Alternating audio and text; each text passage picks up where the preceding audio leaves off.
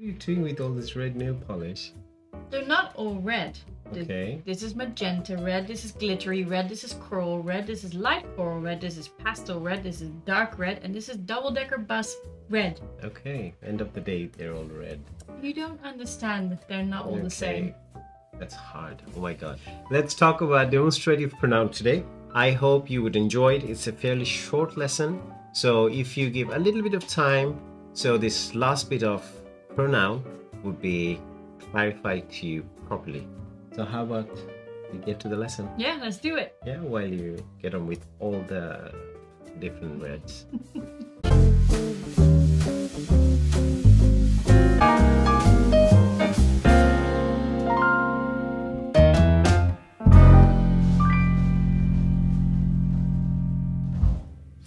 Hi guys, I'm really sorry for interrupting this video. I promise I won't be long.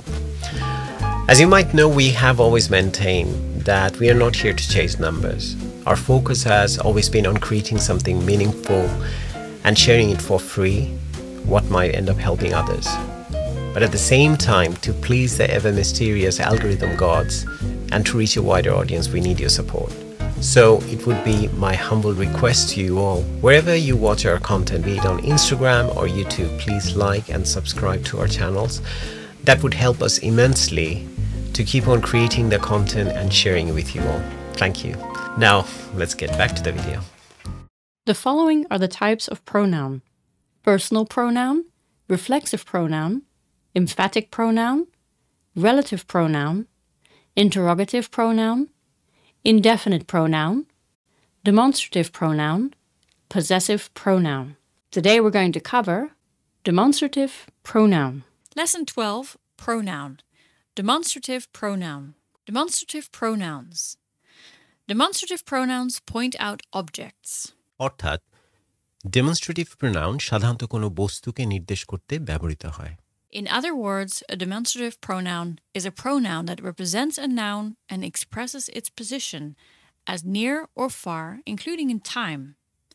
The demonstrative pronouns are this, that, these, and those. Demonstrative pronoun একটি নাউনের প্রতিনিধিত্ব করে, যেটা আমরা জানি যে কোনো প্রোনাউন সাধারণত নাউনের পরিবর্তে বসে এবং সেই নাউনের কাছের কিংবা দূরবর্তী অবস্থান অথবা সময়কে নির্দেশ করে। কারণ আমরা দেখলাম আমাদের ডেমনস্ট্রেটিভ প্রোনাউন খুব ইজি একটা ব্যাপার হচ্ছে যে শুধু চারটি মনে রাখতে হবে, দিস, দ্যাট, এবং তাদেরই প্লুরাল দিস, দোজ। তাহলে যখন বলছি দিস, তাহলে বলছি এইটি। যদি আমরা চিন্তা করি কাছের কিংবা দূরের ক্ষেত্রে, যখন আমরা এইটি বুঝাই তখন আমরা কিন্তু কাছেরটাকে বুঝাই। যখন আমরা বলি দ্যাট, তখন কিন্তু বলি সেইটি, তাহলে দূরের একটা অবস্থানকে বুঝাচ্ছি। তাহলে এটাই আমরা বুঝাচ্ছি যে ডেমনস্ট্রেটিভ প্রোনাউন একটি নাউনের প্রতিনিধিত্ব করে এবং সেই নাউনের কাছের কিংবা দূরবর্তী অবস্থান অথবা সময়কে নির্দেশ করে। যেমন আমরা যদি বলি দিস টাইম, এই সময়, তাহলে এখনকার সময় নিয়ে কথা বলছি। কিন্তু যখন বলবো দ্যাট টাইম, সেই সময়, তাহলে দূরবর্তী একটা সময়, সেটা অতীতের একটা সময় হতে পারে। তো সেই ক্ষেত্রে আমরা দিস এবং দ্যাটকে ব্যবহার করব। তাহলে ডেমনস্ট্রেটিভ প্রোনাউন নাউনের পরিবর্তে তার অবস্থানকে, কাছের কিংবা দূরের অবস্থান অথবা সময়ের সাপেক্ষেও তাকে নির্দেশ করতে পারে। There are 4 demonstrative pronouns: this, that, these, and those. তাহলে আগের মতোই যেটা বলেছিলাম আমরা, যে চারটি ডেমনস্ট্রেটিভ প্রোনাউন আমাদের আছে, দিস, দ্যাট, এবং তাদেরই প্লুরাল। দিসের প্লুরাল হচ্ছে দিজ, দ্যাটের প্লুরাল হচ্ছে those. Here are some example sentences. Those are my neighbor's dogs. This is my bicycle. These are cakes, and those are burgers. তাহলে একটু খেয়াল করি, আমাদের কিন্তু একটা সবচেয়ে সুবিধাজনক ব্যাপার হচ্ছে এখানে এক্সাম্পলে আমরা দিস, দ্যাট, দিস, দোজের বাইরে আর কিছু পাবো না, কারণ সেগুলোই হচ্ছে আমাদের একমাত্র ডেমনস্ট্রেটিভ প্রোনাউন। এখন এক নম্বরে those are my neighbours dogs, তাহলে অবস্থানের ক্ষেত্রে আমরা যে বলছি যে দূরবর্তী অবস্থান, those are my neighbours dogs, এখানে দোজ ব্যবহার করছি সেইগুলো। তাহলে আমার নেইবারের পোষা কুকুরগুলো নিয়ে কথা বলছি, কিন্তু কুকুরগুলো এখানে নেই, কুকুরগুলো একটু দূরে, সেজন্য আমরা বলছি সেই কুকুরগুলো। দিস ইজ মাই বাইসাইকেল, তাহলে আমার বাইসাইকেল নিয়ে আমি কথা বলছি, কিন্তু এইটি, তাহলে এটা যখনই বলছি তখন বুঝতে পারছি যে বাইসাইকেলটা কাছাকাছি কোথাও আছে। তো সেজন্য কাছের কিংবা দূরবর্তী অবস্থান আবার আমরা বুঝতে পারছি দিস কিংবা দ্যাট, দিস, দোজ দিয়ে। 3 নম্বরে this are cakes and those are burgers, তাহলে এগুলো হচ্ছে কেক তাহলে এগুলো যখন বোঝাচ্ছি তাহলে বোঝাচ্ছে যে কেকগুলো হয়তো কাছাকাছি আছে, দোজ আর বার্গার্স, আর বার্গারগুলো হয়তো একটু দূরে। That is my bag. In those days, we were young and innocent. This is a present from my uncle. তাহলে আবার দ্যাট ইজ মাই ব্যাগ, সেইটি আমার ব্যাগ, দূরের অবস্থান। ইন দোজ ডেজ, এখানে সময়ের সাপেক্ষে সেই দিনগুলোতে we were young and innocent, বা সেই সময়ে আমরা অনেক বেশি ইনোসেন্ট ছিলাম। কিন্তু ইন দোজ ডেজ তাহলে পূর্বের কোনো একটা সময়ে, এটা অতীতের কোনো একটা দূরবর্তী সময়ের প্রতি নির্দেশ করতে ব্যবহৃত হচ্ছে। Those keen to attend the magic show may come along. That is the sound of a factory siren. Are those your classmates? That is not the best thing to do.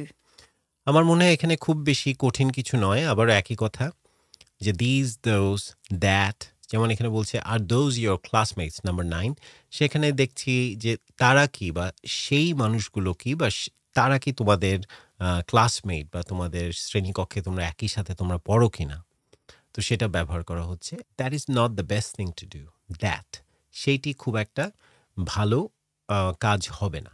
তো সেইটি কাজটা, যে কাজটা নিয়ে কথা বলা হচ্ছে সেই কাজটি এখন দূরবর্তী একটা অবস্থান, আবারও খেয়াল করছি যে কাজটি নিয়ে এখনও তারা ভাবছে না বা ঠিক এখন ঘটছে না কাজটি, এটা সময়ের সাপেক্ষে আসলে।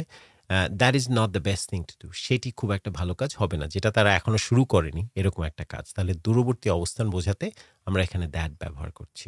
আমরা ইতিমধ্যে জেনেছি ডেমনস্ট্রেটিভ প্রোনাউন নাউন অথবা নাউন ফ্রেজের পরিবর্তে ব্যবহৃত হয়। তাহলে নাউন তো আমরা বুঝি কোনো কিছুর নাম, কোনো ব্যক্তি বা বস্তুর নাম, কিন্তু নাউন ফ্রেজটা কি? তাহলে ফ্রেজ হচ্ছে শব্দগুচ্ছ। এখন কিছু শব্দ একত্রিত হয়ে যদি নাউনের মতোই কাজ করে, যেমন নাউন বলতে আমরা একটা বস্তুকে বোঝাই, যেমন একটা বুক, টেবল, চেয়ার, এটা একটা নাউন। কিন্তু দেখা গেছে আমরা যখন বলবো আ বিগ বুক, তখন 3টা শব্দ মিলে একটা শব্দগুচ্ছ হচ্ছে, সে একটা ফ্রেজ হয়ে যাচ্ছে। তখন সেই পুরো শব্দটাকে আ বিগ বুক পুরোটাই আমাদের নাউন ফ্রেজ হিসাবে ব্যবহৃত হবে।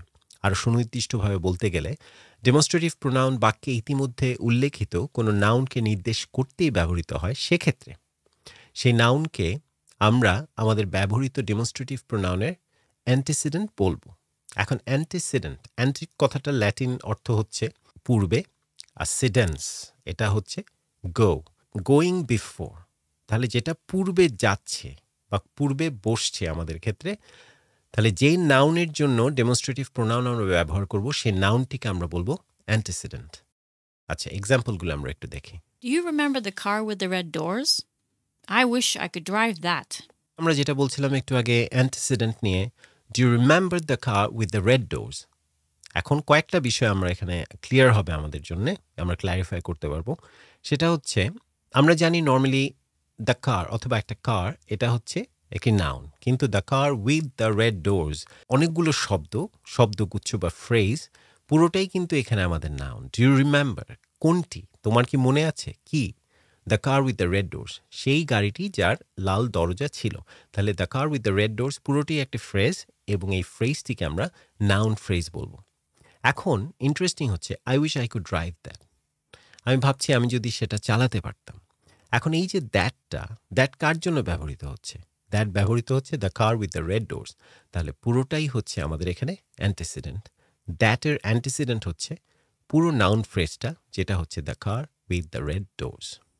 এক্ষেত্রে দ্যাট ইতিপূর্বে উল্লেখিত noun phrase the car with the red ডোরসের জন্য ব্যবহৃত হচ্ছে, এবং সেজন্য আমরা noun phrase car with the red doors কে দ্যাটের অ্যান্টিসিডেন্ট বলবো। এখানে একটা স্মরণীয় বিষয় রয়েছে, ডেমনস্ট্রেটিভ প্রোনাউন কেবলমাত্র বস্তুর জন্য ব্যবহার করা হয়, যা সাধারণত কোনো নাউন ফ্রেজ অথবা ইতিপূর্বে উল্লেখিত কোনো ধারণাকে নির্দেশ করে। তাহলে দেখছি যেহেতু দিজ, দ্যাট, যদিও বস্তু এবং ব্যক্তির ক্ষেত্রে আমরা দেখেছি যেখানে বলছে those are those your classmates, তখন আবার ব্যক্তিকে বোঝাচ্ছে। তো কেবলমাত্র বস্তুর জন্য সাধারণত আমরা ব্যবহার করি, মূলত দিস দ্যাটকে আমরা ব্যক্তির ক্ষেত্রে খুব একটা ব্যবহার করি না। But demonstrative pronouns do not qualify nouns. এখানে একটা কথা মনে রাখতে হবে যে ডেমনস্ট্রেটিভ প্রোনাউন কিন্তু বাক্যে কোনো নাউনকে কোয়ালিফাই করে না, যে তার দোষ গুণ বর্ণনা করে না, তার কোয়ালিটি বর্ণনা করে না, তো সেজন্য সেটা অ্যাডজেক্টিভের মতো কাজ করে না। So demonstrative pronouns do not qualify nouns.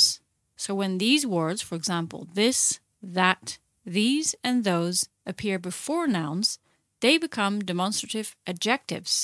For example, This car is better than that.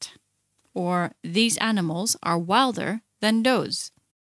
In the above sentences, this and these are demonstrative adjectives, and that and those are demonstrative pronouns. আবার একটু example দিয়ে আমরা বুঝে নিই। This car is better than that. তো এখানে প্রথমের যে দিসটি, 1 নম্বরে যে দিস ব্যবহার করা হয়েছে, সেই দিসটা ব্যবহার করা হয়েছে সে গাড়িকে কোয়ালিফাই করতে, যে এই গাড়িটি কোন গাড়িটি, এই গাড়িটি না সেই গাড়িটি। তাহলে এখানে দিস দিয়ে এই গাড়িটি বোঝানো হচ্ছে, এবং নাউনের আগে বসে যে কোয়ালিফাই করে সে হচ্ছে অ্যাডজেক্টিভ। তাহলে এখানে দিসটি হচ্ছে অ্যাডজেক্টিভ। আমরা একে বলবো ডেমনস্ট্রেটিভ অ্যাডজেক্টিভ, যেহেতু সে নির্দেশ করছে একটা গাড়ির দিকে, কিন্তু তাকে কোয়ালিফাই করে। Is better than that.